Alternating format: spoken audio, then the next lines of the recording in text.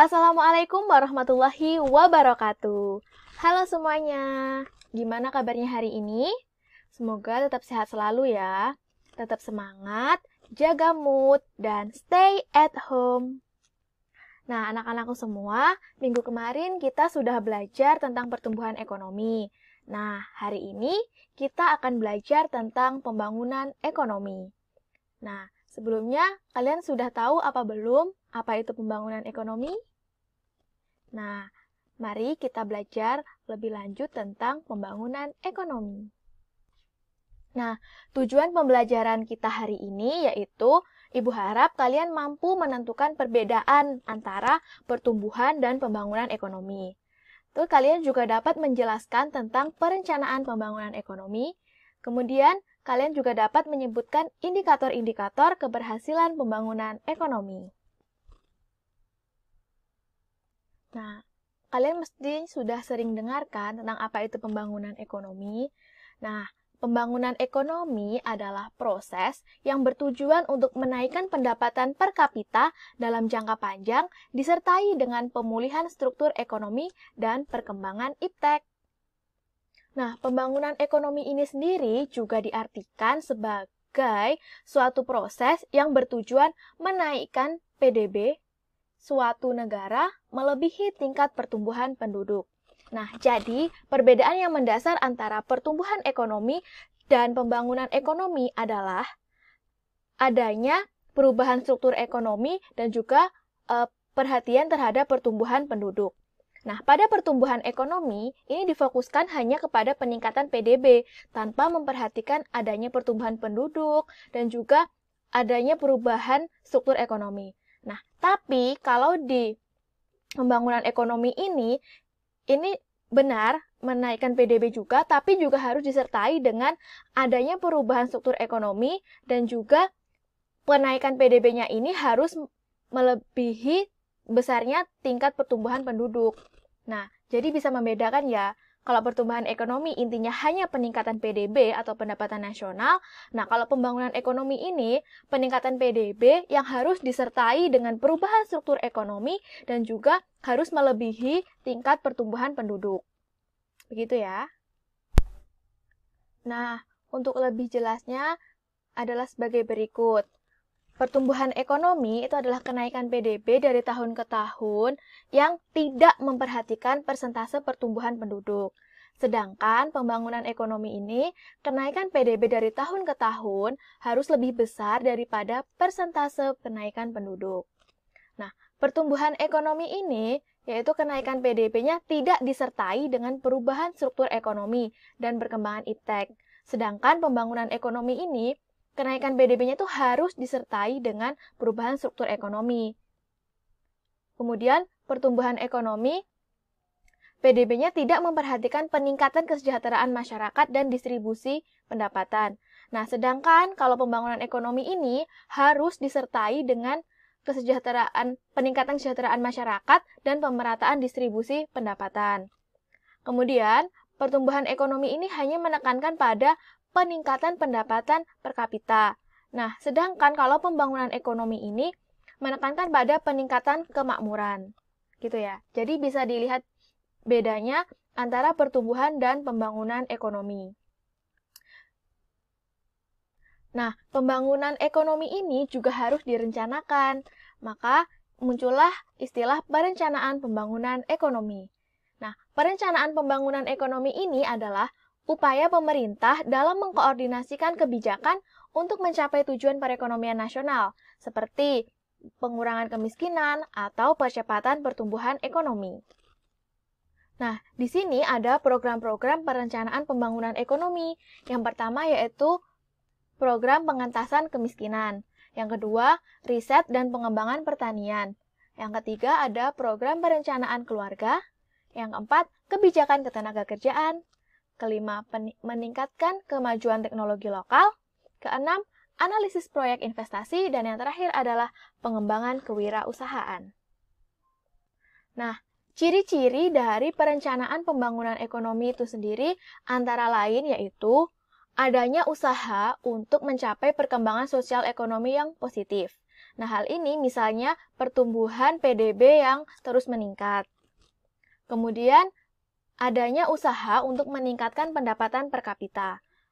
Kemudian, juga adanya usaha untuk mengadakan perubahan struktur ekonomi atau diversifikasi ekonomi. Nah, perubahan struktur ekonomi ini maksudnya, misalnya dari struktur ekonomi agraris menjadi struktur ekonomi industri, seperti itu. Intinya, masyarakat di negara tersebut bisa menjadi lebih baik. Kemudian juga adanya usaha untuk memperluas kesempatan kerja, misalnya dengan membuka lowongan-lowongan pekerjaan untuk masyarakat dan juga menggalakkan program kewirausahaan. Nah, kemudian adanya usaha untuk pemerataan pembangunan. Jadi, pembangunan ini tidak hanya difokuskan pada daerah-daerah perkotaan, maka pembangunan ini harus diratakan hingga ke daerah-daerah terpencil, khususnya di daerah luar Jawa. Kemudian juga adanya usaha untuk pembinaan lembaga ekonomi masyarakat untuk menunjang pembangunan.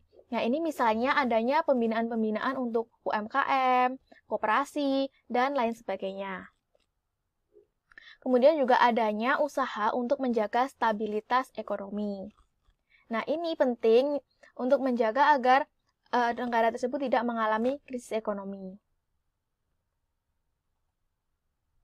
Nah, perencanaan pembangunan ini memiliki beberapa fungsi, di antaranya yaitu sebagai pedoman pelaksanaan kegiatan pembangunan di suatu negara. Kemudian, sebagai perkiraan potensi, prospek, hambatan, serta risiko yang mungkin timbul dalam proses pembangunan ekonomi. Dan yang ketiga, sebagai kesempatan untuk memilih yang terbaik. Jadi, ketika direncanakan ada plan E, plan A, plan B. Nah, maka pemerintah bisa memilih lebih baik yang plan A atau plan B. Seperti itu. Kemudian, perencanaan pembangunan juga berfungsi untuk menyusun skala prioritas dari segi pentingnya tujuan. Misalnya, lebih penting mana antara menggalakkan pertumbuhan ekonomi atau mengurangi kesenjangan di masyarakat. Nah, fungsi yang kelima adalah sebagai standar pengawasan dan evaluasi. Artinya, apakah pembangunan itu sudah sesuai dengan tujuan yang ingin dicapai, dan juga sebagai evaluasi, misalnya kendala-kendala apa saja yang dihadapi ketika melakukan pembangunan ekonomi. Nah, ternyata anak-anak, pembangunan ekonomi ini di setiap negaranya berbeda-beda ya, termasuk menyesuaikan dengan sistem ekonomi yang berlaku di setiap negara. Jadi nanti pembangunan ekonomi di negara yang memiliki sistem ekonomi sosialis, sistem ekonomi kapitalis, dan juga sistem ekonomi campuran itu ternyata berbeda-beda. Nah, mari kita lihat apa perbedaannya. Nah, yang pertama, perencanaan pembangunan ekonomi di negara sosialis. Nah, ternyata perencanaan pembangunan ekonomi di negara sosialis ini, semua sektor ekonomi itu telah direncanakan oleh pemerintah. Dan juga semua kementerian dan perusahaan harus melaksanakan rencana yang telah disusun oleh pemerintah tersebut. Nah, contoh negara sosialis ini adalah Korea Utara. Nah, sayangnya, perencanaan pembangunan ekonomi di negara sosialis ini memiliki beberapa kelemahan. Yang pertama, kecenderungan korupsi di tingkat perencanaan, karena semua direncanakan oleh pemerintah. Yang kedua, bisa menyebabkan kelangkaan atau bahkan kelebihan produksi barang atau jasa karena sulitnya identifikasi kebutuhan. Jadi, pemerintah kan tidak bisa mengidentifikasi semua kebutuhan masyarakatnya, karena jumlah masyarakat pun juga terus berubah, keinginan masyarakat juga terus berubah. Maka potensi adanya kelangkaan atau kelebihan produksi ini sangatlah besar. Kemudian yang ketiga, adanya kebosanan dan hilangnya minat berinovasi karena standarisasi kebutuhan manusia. Jadi kan pemerintah tidak bisa menuruti keinginan manusia satu persatu. Lah makanya pemerintah ini membuat standar kebutuhan manusia. Nah, ini yang akan mematikan jiwa inovasi masyarakatnya. Dan juga kan kalau distandarisasi dan itu terus juga akan timbul kebosanan. Dan yang terakhir adalah biaya yang mahal karena memerlukan tenaga ahli di berbagai bidang. Jadi untuk merencanakan pembangunan ekonomi ini memerlukan ahli-ahli di bidang tertentu. Dan karena semua direncanakan oleh pemerintah, maka pemerintah harus menyediakan atau menggunakan jasa-jasa ahli untuk merencanakan pembangunan ini. Nah, kebalikan negara sosialis yaitu negara kapitalis. Nah, kalau di negara kapitalis ini, perencanaan pembangunan ekonomi ini hanya sebagai stimulan atau perangsang agar dunia usaha itu bisa tumbuh dan berkembang sesuai dengan tujuan pembangunan di negara tersebut. Nah, sayangnya ketika semua dibebaskan dan perencanaan pembangunan ini hanya sebagai stimulan, maka akan memunculkan berbagai masalah, yaitu berpotensi gagal saat stimulan yang diberikan itu kurang sesuai bagi pihak swasta. Karena pihak swasta kan juga diberi kebebasan untuk merencanakan apa kegiatan usahanya. Kemudian, ini sama dengan negara sosialis, ini bisa menimbulkan kelangkaan dan kelebihan barang. Nah, bedanya ini terjadi ketika mekanisme harga tidak berjalan. Nah, dan yang terakhir ini adalah perencanaan pembangunan ekonomi di negara berkembang. Ini misalnya di Indonesia ya. Nah, di negara berkembang, perencanaan pembangunan ekonomi ini akan berhasil jika pemerintah bisa mengadopsi kebaikan dari sistem ekonomi sosialis dan juga dari sistem ekonomi kapitalis, serta dapat meminimalisir atau menghilangkan keburukan dari kedua sistem ekonomi tersebut. Nah, kelemahannya adalah kelangkaan sumber daya manusia ahli untuk menyusun perencanaan, perekaman data, dan juga lembaga-lembaga kurang memadai. Ya karena di negara berkembang, jadi kualitas sumber daya manusianya belum bisa sebaik negara maju. Demikian. Nah, perencanaan pembangunan ekonomi ini juga dibagi berdasarkan jangka waktunya. Jadi ada jangka pendek, jangka menengah, dan jangka panjang. Nah, pembangunan ekonomi jangka pendek itu berlangsung selama 1 tahun. Jadi bisa jadi kurang dari 1 tahun, itu masuk dalam jangka pendek. Kemudian pembangunan ekonomi jangka menengah, yaitu berlangsung selama 5 tahunan. Kemudian yang terakhir adalah jangka panjang, ini berlangsung cukup lama ya, antara 15 bahkan hingga sampai 20 tahun. Nah, ini tugas kalian, coba identifikasikan perencanaan pembangunan ekonomi di Indonesia berdasarkan jangka pendek, jangka menengah, dan jangka panjang.